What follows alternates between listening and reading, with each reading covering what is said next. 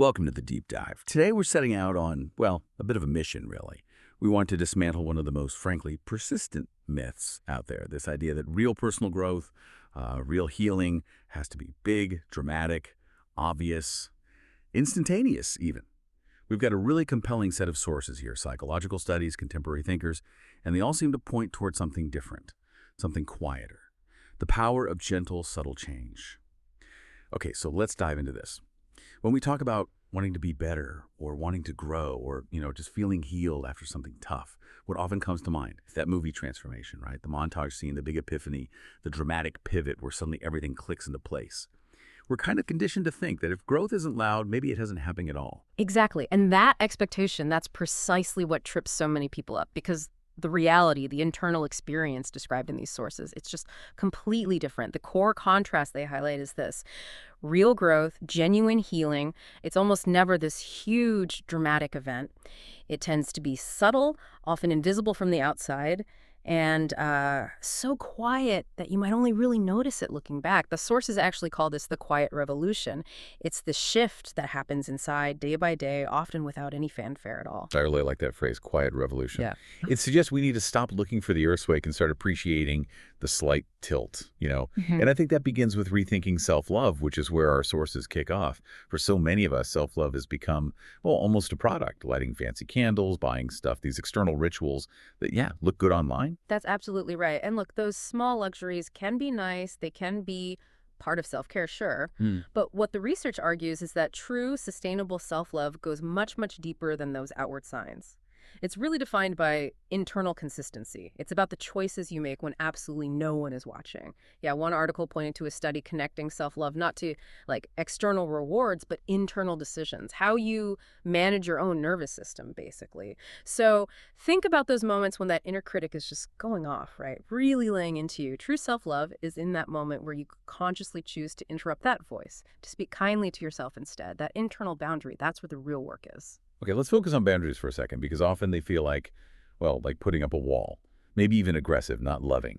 How do these sources frame boundaries as foundational to self-love? That's a really great question because traditionally, we see boundaries as pushing against something external. But these sources define setting boundaries as maybe the ultimate internal commitment to yourself. Think about it. When you constantly say yes just to please others, even when you're drained, you're essentially teaching your own system that other people's approval matters more than your own well-being, your own capacity. So conversely, that simple act of saying no, especially when you're programmed to people pleasers, that's how you teach your nervous system safety. You're proving to yourself, my peace, my energy, they're not negotiable. That self-respect, that internal line in the sand, that's arguably the most consistent act of self-love there is. That really shifts it. From confrontation to foundation. Okay, so if self-love needs that deep internal consistency, what about self-healing? We often picture healing as neat, right? Like putting a clean bandage on a cut and expecting it to just disappear. We want closure, a straight line. Right. And what's fascinating here is how all these different sources, clinical papers, philosophical texts, they all converge on the inherent messiness of healing. It's often nonlinear, deeply uncomfortable. Because healing means you actually have to sit with the very feelings you've likely spent ages running away from. You can't rush grief or pain or confusion. You have to sort of let yourself feel them fully without judging yourself for it. And the examples the sources give for what that actually looks like, they really challenge our usual get over it and move on narrative. They suggest some pretty counterintuitive stuff. I absolutely do. For instance, one framework talks about healing as grieving a past version of yourself. Maybe a version that functioned, sure, but perhaps it masks something deeper.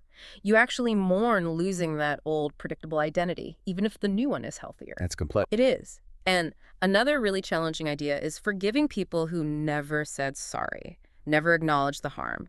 The sources frame this as crucial, not for them, but for you.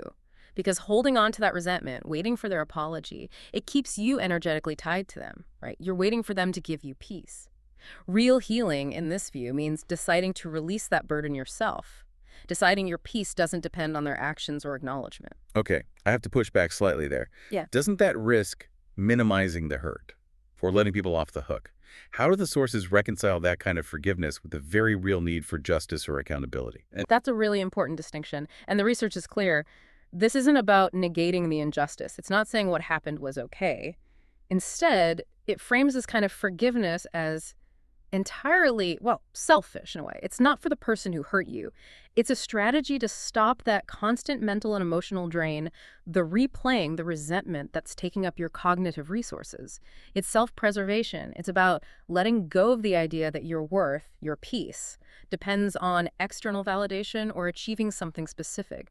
The wisdom, they argue, is in choosing that internal freedom, even when the process feels messy, unfair, and deeply uncomfortable. Okay, that makes sense. It's about reclaiming your own internal state. And that leads us perfectly into the next part, the path of self-growth itself.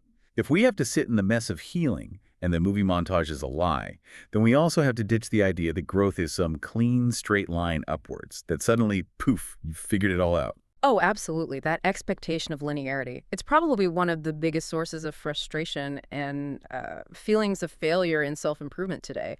We treat it like climbing a ladder, right? Step by step, always up. But the reality described across these frameworks is much more like, well, stumbling, pausing, getting back up. And often this is the tough one, going in circles sometimes. You might master a new habit for weeks, then completely fall off the wagon. Growth isn't really a climb, it's more like a spiral. Hopefully upward, but with loops and regressions along the way. So if it's a spiral and not a straight line, how do we manage that? The gap between effort and results. If I don't see progress instantly, how do I stop myself from just feeling discouraged and, throwing in the towel? That's key. The sources suggest shifting the focus entirely, away from big milestones towards tiny micro decisions. The real foundation of sustainable growth isn't hitting some massive goal overnight. It's found in the small, almost boring choices you make consistently day after day. For example, growth happens when you consistently choose self-compassion instead of self-criticism after you mess up. It happens when you choose boundaries instead of burnout at work again and again. When you choose rest, even when everything screams hustle. These small foundational choices, they build core strength. Even during those times when it feels like you're completely stuck, like nothing's changing. And to help understand this cyclical, nonlinear thing, the research uses a really powerful analogy comparing personal growth to the seasons in nature. I found this so helpful because it kind of gives you permission to just be wherever you are in the cycle. Exactly. If we look at the bigger picture, this seasonal analogy is, well, almost revolutionary because it directly challenges that constant pressure to always be productive, always expanding. The sources basically outline these key seasons we cycle through. First, you've got the ones we expect, right? Some seasons are clearly for blooming. That's your expansion, joy, achieving things, new beginnings. We love those. Then there are seasons for shedding, like autumn. This is about actively letting go of what doesn't serve you anymore. It's a necessary clearing out. Can you make that shedding a bit more concrete? Like, what does it actually look like in daily life, not just metaphorically? Sure. Shedding is an act of release. It All right. could be finally unfollowing social media accounts that consistently make you feel inadequate. It might mean letting go of a job title or a career path you chased because it sounded good, but actually left you feeling drained and empty. It's that intentional clearing out, maybe physical clutter too, but definitely emotional and mental baggage to create space for something new. Right. And then there's the season that I think culturally we try hardest to skip. Winter, the stillness. Precisely. And the sources emphasize how crucial these seasons of stillness are. Times when nothing much seems to be happening on the surface. You might feel dormant, stuck, maybe even unproductive by external standards. But this is highlighted as potentially the most critical time. It's when deep underground work happens, roots strengthening, resilience building, integrating lessons from the past. It's quiet consolidation. And the big takeaway is that you need all of them. The blooming, the shedding, and the quiet stillness. They all contribute to balance and sustained growth. Trying to force a gloom during your internal winter, that's a recipe for burnout. That definitely makes the whole process feel less frantic, more sustainable. Okay, so if self-love, healing, growth, if they're all these quiet, nonlinear, seasonal things, let's bring it down to earth. Part 3, the practical side. What does this actually mean day to day? How do we move from concepts to, well, building that lifelong relationship with ourselves the sources talk about?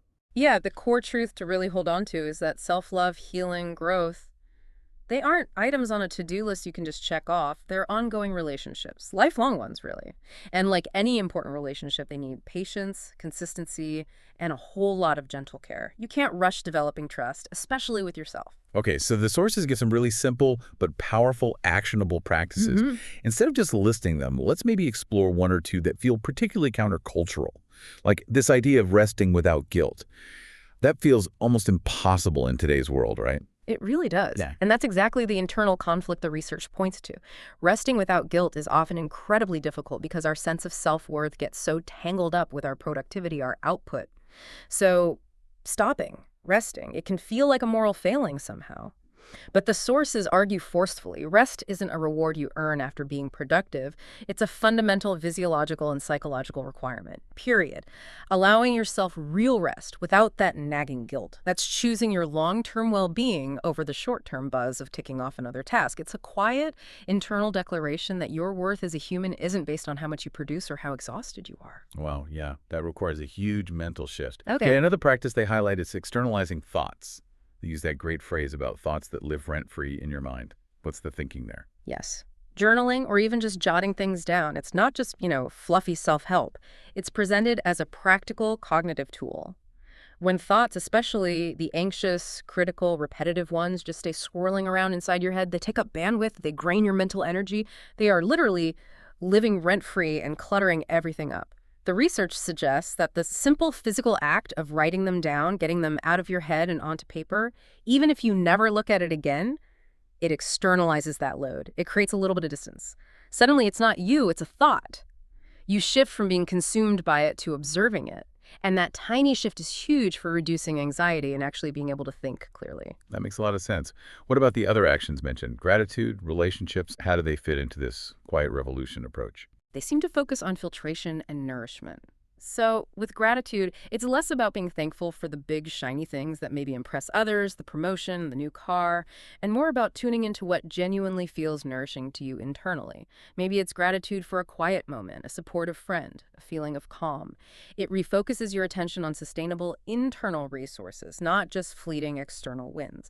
And with relationships, it's about consciously choosing connections that feel genuinely supportive, rather than ones that consistently drain your energy. The sources talk about energy leaks, constant drama, relationships where you give way more than you get. These are seen as actively anti-growth. So the simple, quiet acts of choosing people who lift you up, who feel replenishing, those are fundamental acts of self-care, of protecting your internal resources. And the beauty here, woven through all of this, is the cumulative effect.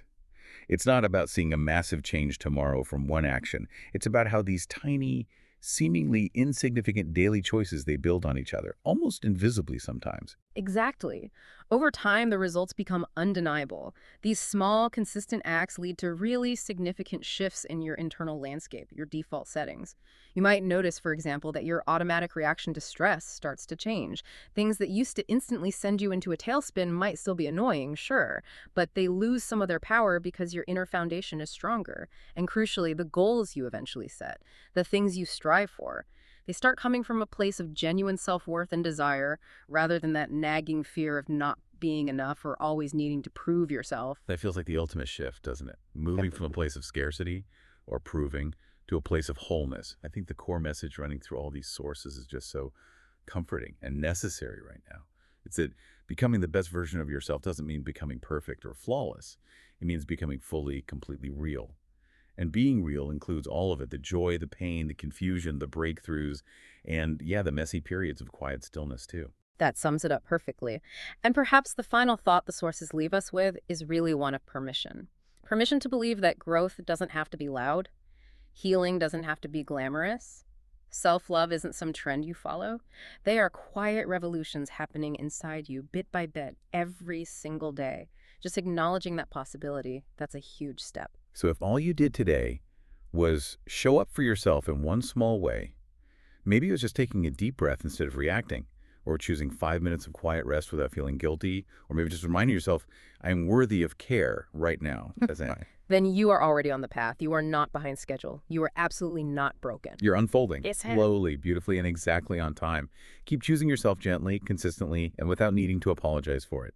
That quiet, consistent choice, that is perhaps the most radical form of growth there is.